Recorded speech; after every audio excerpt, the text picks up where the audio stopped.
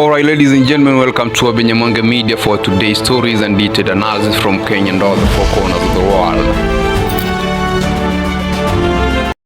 Hello, ladies and gentlemen, welcome to this channel once again. Raila Amolo Odinga is the Kenyan candidate for the AUC post. That's the African Union chairmanship position. That election is going to be held the come next year, that's 2025 February, which is about a month and some days ago.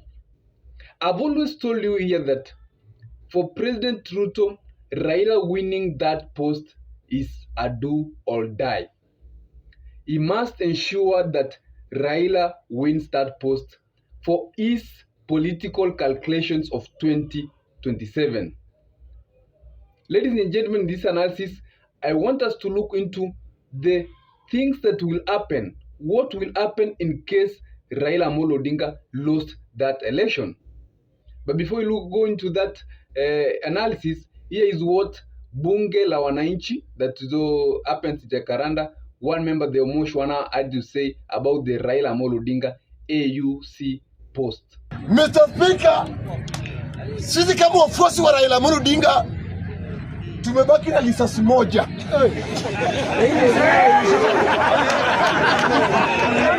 Na Mr. Speaker, hii lisasi moja tumetega nao AU. Anga go ibikucho.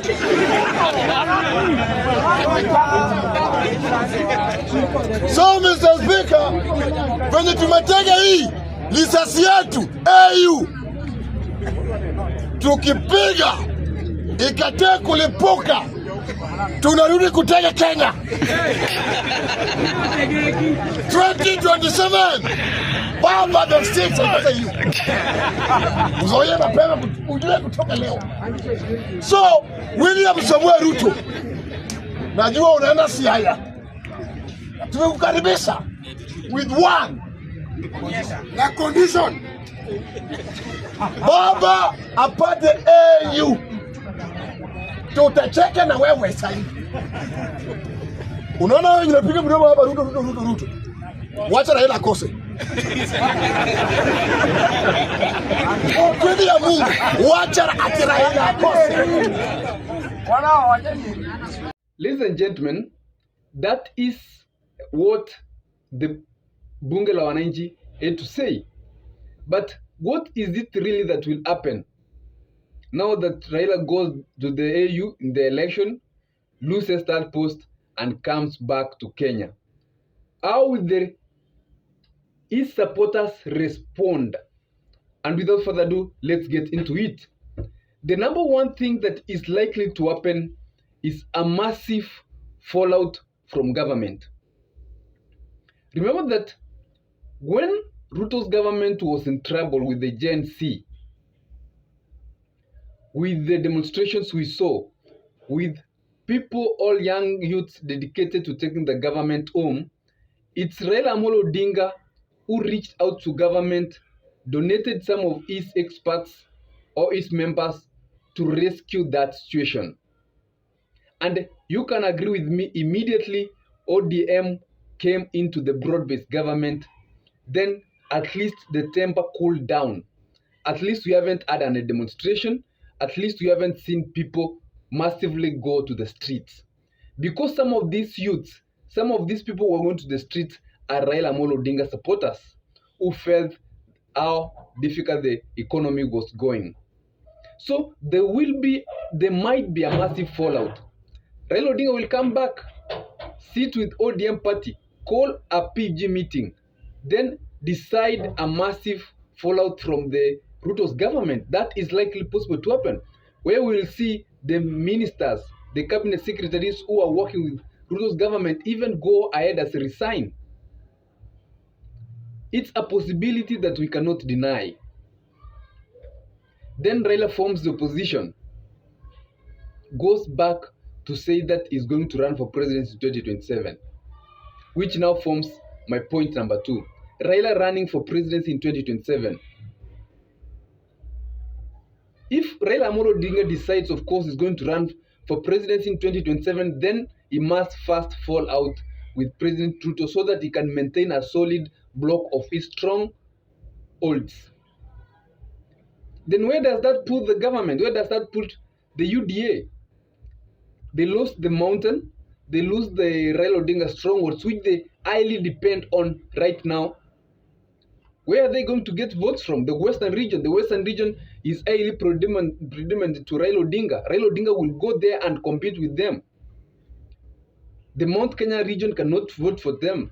We've seen that, and even if they try hard, they cannot get the percentages they got in 2022. Putting in mind that the difference between Raila Odinga and Ruto was only 200,000 votes.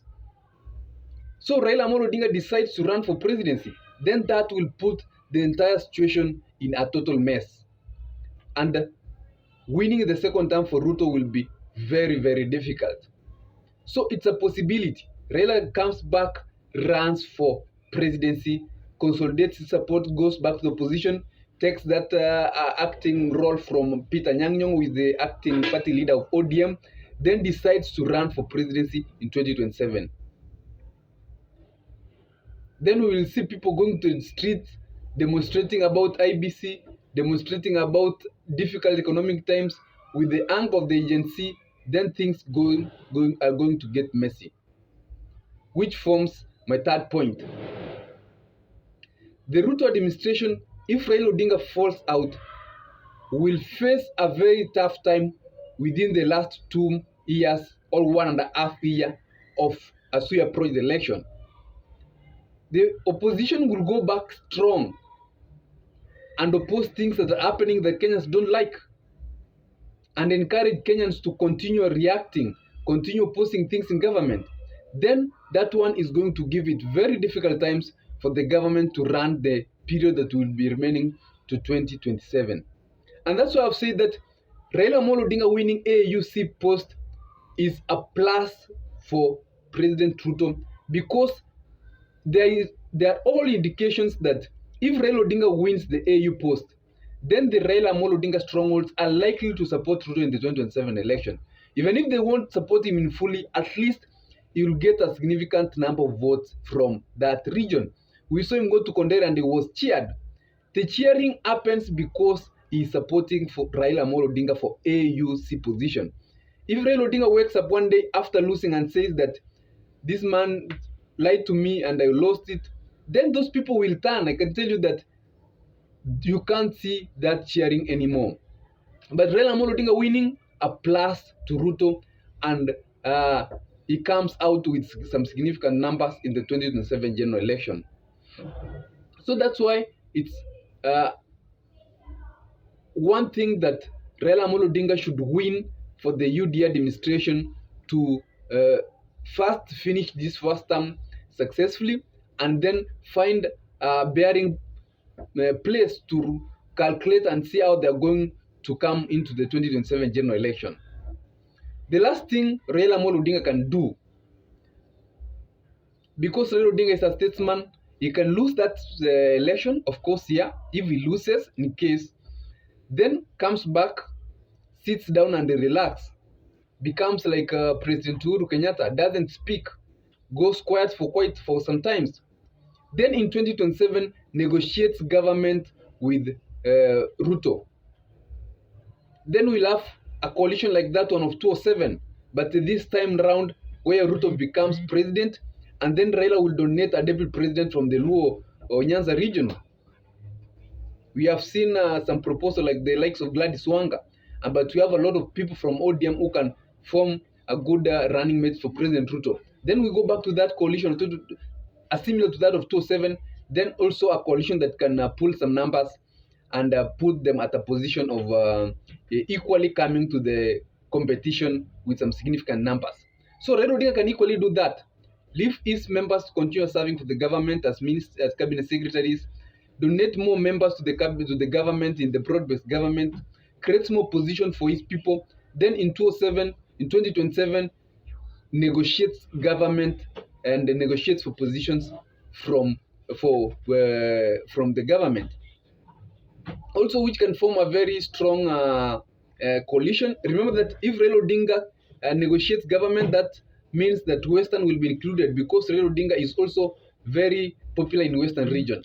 Then the Western region, the Luo Nyanza, and then the Rift Valley part of it will support President Ruto. Otherwise, ladies and gentlemen, we'll be waiting to see how that AUC election goes. Remember that the candidate who is perceived worthy compared to Raila Odinga is the Djibouti candidate, Mahmoud Yusuf. We'll be seeing what will be happening when that election is voted. Remember that to win that election, you need to get 2/3 of the votes, which is about 33 and above votes for the president and prime ministers who will be voting from the entire African. And if the first round you do fail to get that 2/3, they start revoting and revoting and revoting and revoting as the presidents and prime ministers consider their interests, consider who they will support, until one candidate successfully gets 2/3 votes from that voting. We hope Raila is going to win. It's a good thing for Kenya having an AUC chairperson position. Raila Odinga performed very well when he was African, I think, Secretary for Infrastructure. Although President Ruto came in and there was that fallout because of things that were happening. But we hope all the best for him. Others, ladies and gentlemen, have a nice all day and nice times ahead.